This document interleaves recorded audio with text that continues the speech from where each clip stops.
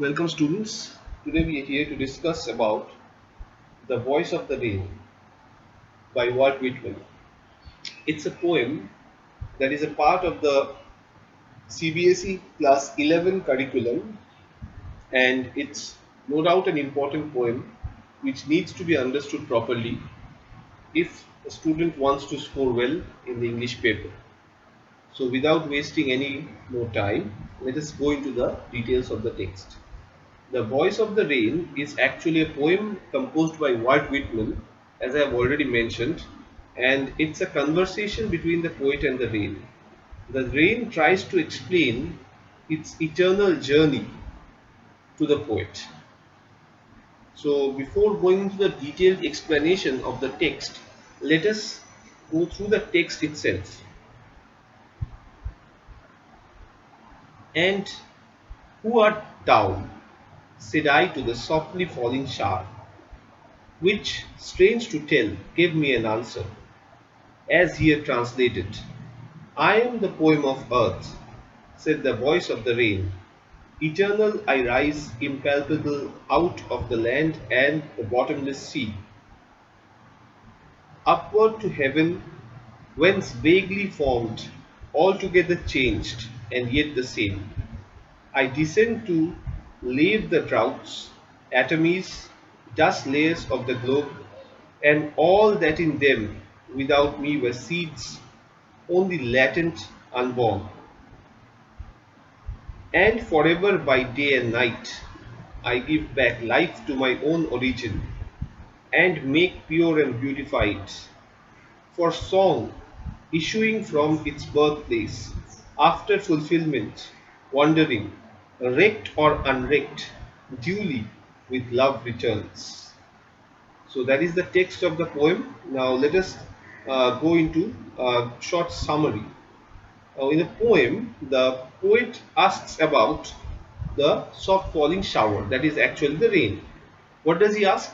He asks, "Who are you?" This is a strange sort of conversation between the poet and the rain. So the poet asks the rain, "Who are you?"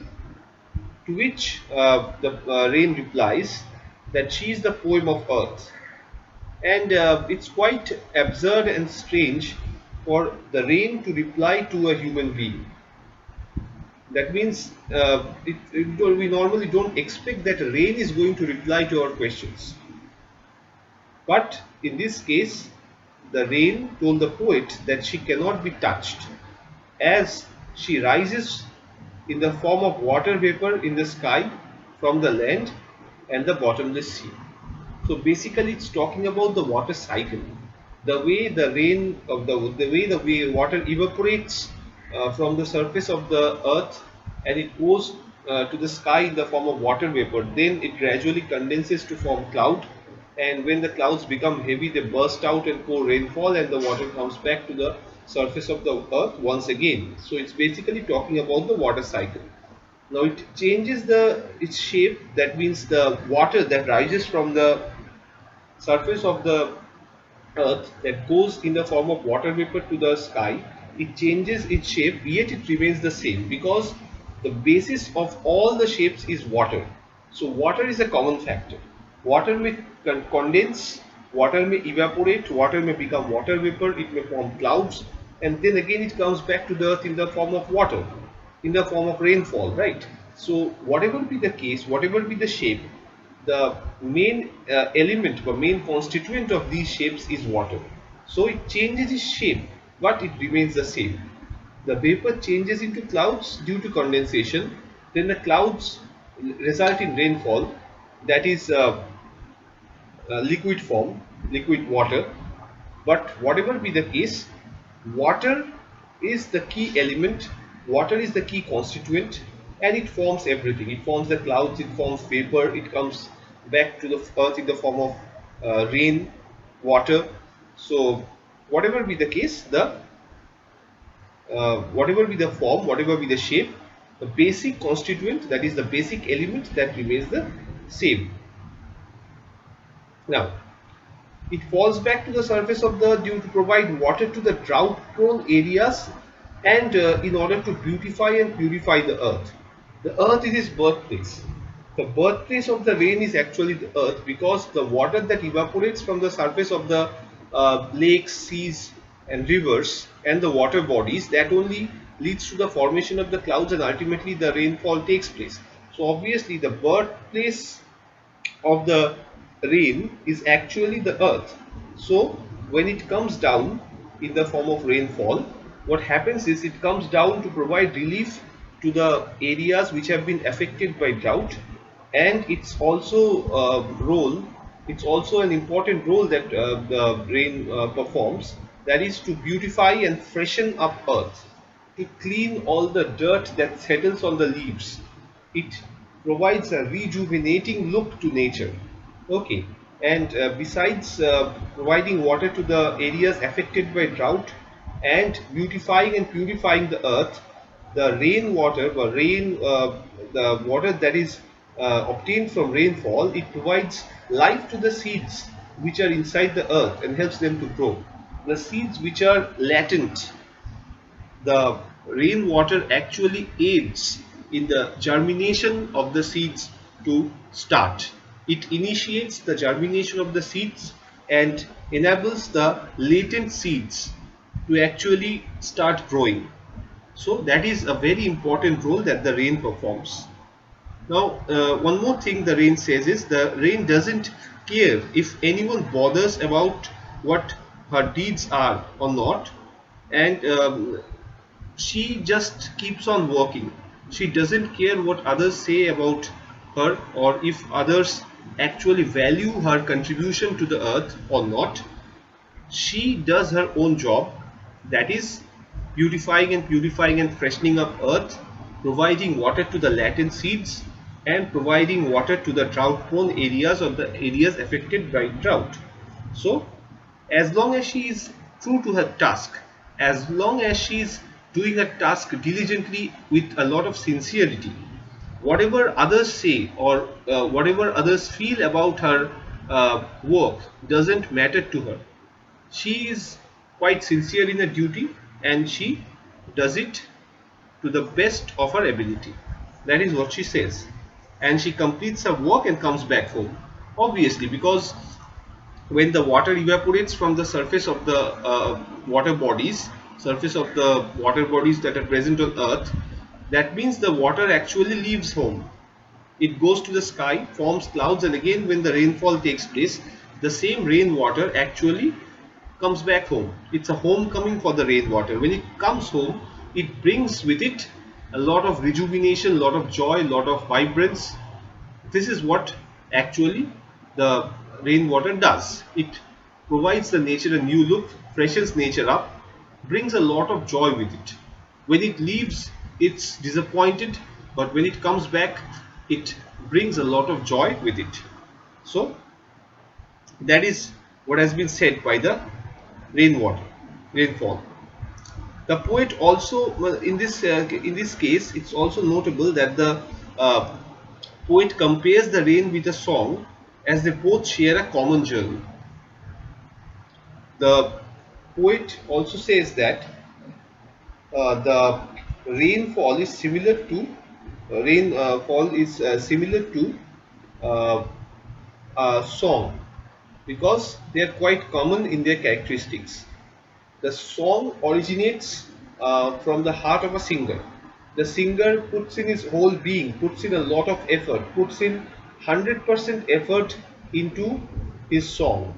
He puts his heart and soul into the song, and this song, it originates from the heart of the singer, travels across the audience, uh, different places.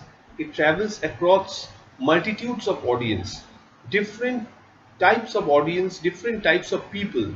They come across and come in contact with the song, they engage with the song. They may like it or they may dislike it, but at least they are engaging with the song. The song has some effect on each one of the audience that comes across the song. Okay, and it travels across to fulfill the aim, and it comes back with due love for the singer.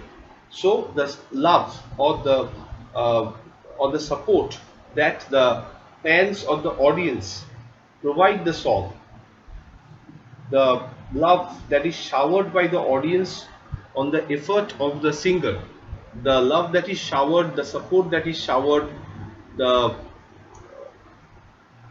the all the love that is shown by the people who hear the song, that is actually returned to the singer who cherishes it. Or in all the cases, it may not be that the audience will enjoy the song. It may also be that there may be negative reviews, but whatever be the case, the effort that is being put in by the singer, that comes back to him. He tries his best so that the song reaches to as many people as possible, and then the song actually comes back to him in the form of feedback. It may be positive, it may be negative. Here it's expected that generally the audience listen to the song, they will love it, but in all the cases it may not be the truth. Similarly is the case with the rain. The rainfall does a lot for the drought prone areas. It does a lot uh, to initiate germination in the latent seeds. It also plays a major role in purifying and beautifying the earth, but it doesn't care about what the other people think about it. It doesn't care about any comment. It doesn't care about any point of view that the people provide. It stays true to its task, just as the singer stays true to the creation of music.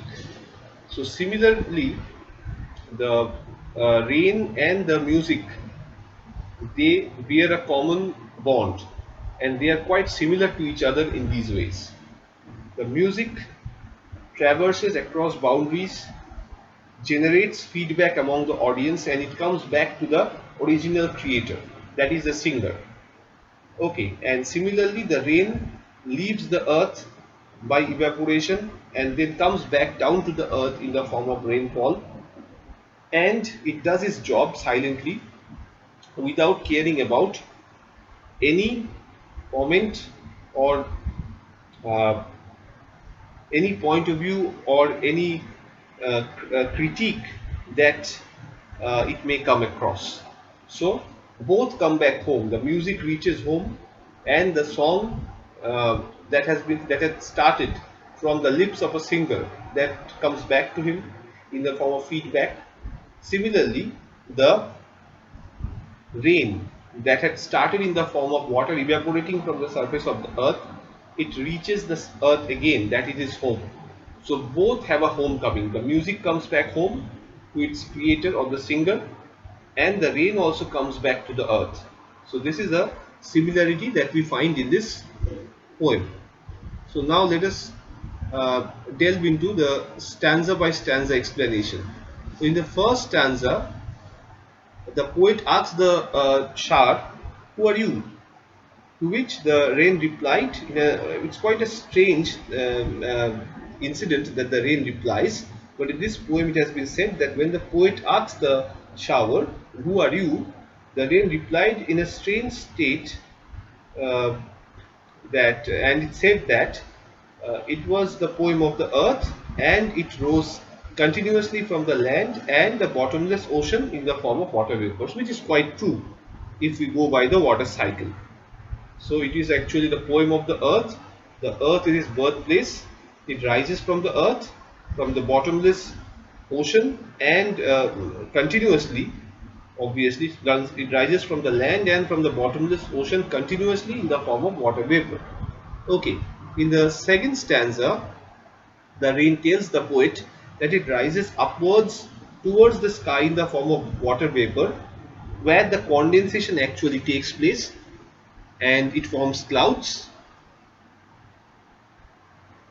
and the water droplets actually condense and they are contained in the clouds. The clouds gradually become heavy. It says that although its form gets changed, it remains the same because basically it's water, whatever be the form. Then the rain comes down and it washes away the drought prone areas, rejuvenates the earth, and initiates germination in the latent seeds. And it does by initiating germination and by assisting the drought prone areas and by rejuvenating nature. It's actually promoting life because it's providing a new life to the nature. It provides a new sense of rejuvenation to the drought prone areas, and it also initiates in germination. That means it initiates in the growth of a new life. So rain actually aids life. That can be said quite clearly. In the next stanza, that is the final stanza, the rain says that by day and night it provides life, care, enrichment, and water to the place from where it originated. It provides life, it provides care, it provides enrichment to the seeds and also to the drought prone areas. And this is all a part of the place from where it originated, because earth is its birthplace. So it's quite happy in doing what it does. The rain keeps increasing the beauty, enhancing the beauty, and enhancing the freshness and purity of the earth uh, before the rains. That means the condition of the earth before the rains is totally transformed after the rainfall has taken place, and it really changes the total scenario. It makes earth look vibrant and jovial. So this is actually what the rain wants to say over here, and it's actually a constant hint or a constant mention of the life cycle. And the rain doesn't stop over here. It keeps on engaging in the same life cycle, in the same water cycle. Water cycle is actually the life cycle for the rainwater. So it continuously engages in this water cycle and keeps on doing its duty in a cyclical fashion. Okay, one more thing I need to mention over here. There is a line over here in the last stanza that wrecked or unwrecked duly with love returns. So wrecked or unwrecked, what does it mean? It means that whether it's cared for or not cared for, it doesn't affect the rain or the rain at all. Okay, if someone doesn't appreciate the effort that has been put in by the rain, it doesn't matter to the rainfall at all. It keeps on doing its job, whether it is wrecked or it is not unwrecked. That means whether it is cared for or it is not cared for, it doesn't affect the rain at all. Okay, this is what is being said over here. The rain is actually like a song that originates from its birthplace, just like the heart of the singer, and it travels to fulfill the earth's needs, and it wanders across uh, different places. But wherever it goes, it comes back to the place of its origin, that is the earth. And whether it is loved or not loved, whether it is cared for or not cared for, whether it is praised or whether it is not praised, it doesn't affect the rain at all, just as it doesn't affect the music. The music and rain are quite similar. It has a lot of love for its birthplace. That is the fact that has come out from this poem. Now, the use of literary devices is quite common in this poem. Firstly, there is a use of personification. Personification is actually when the poet uses a non-living thing and attributes human qualities to it in a poem. So in this case, I am the poem of earth, said the voice of the rain. This line actually, the rainfall, okay, the rain has actually been provided with a voice. The title of the poem says it's a voice of the rain. So the rain being an inanimate object, the rain being a non-living object, it cannot have a voice. But since it has been said that the rain has a voice, and the rain says with its own voice that it is the poem of the earth, therefore the rain has been clearly personified in this case. There is also an indirect use of comparison between the qualities of two or more objects. and that is called the metaphor.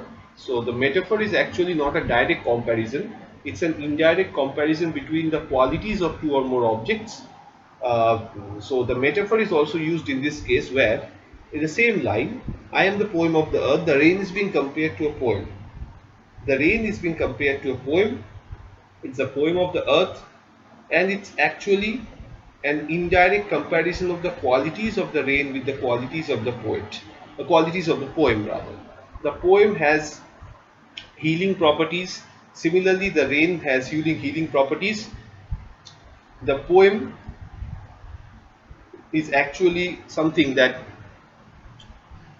refreshes the brain, the rain refreshes the earth. The poem is adored or may not be adored by the readers. Similarly, the effort of the poem, the effort of the rain in rejuvenating the earth or doing what it does, may be or may not be appreciated by anyone, but that doesn't matter at all.